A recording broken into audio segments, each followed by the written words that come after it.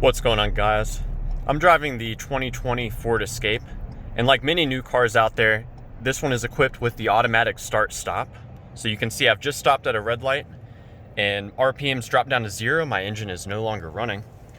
And what's really impressed me about this particular system on the Ford is I can slightly let off the brake, and as I'm letting off the brake, it will already start that engine.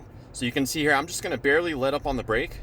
The car is still stationary, but the RPM is kicked up, the engine is now running.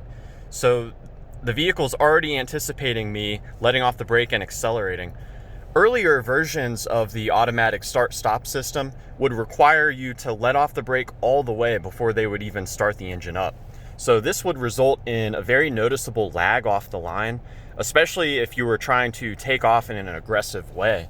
You would have to wait for the engine to actually run before you could even spool it up and get some torque off the line. So I'm quite impressed with this setup by Ford. They must use a brake pedal position sensor to detect when you're letting off the brake pedal. Earlier cars may not be able to do that because they may not know the actual position of the brake pedal. They might just use a brake switch, which will detect whether or not you're hitting the brake. So yeah, overall, I'm still not a fan of the automatic start-stop system.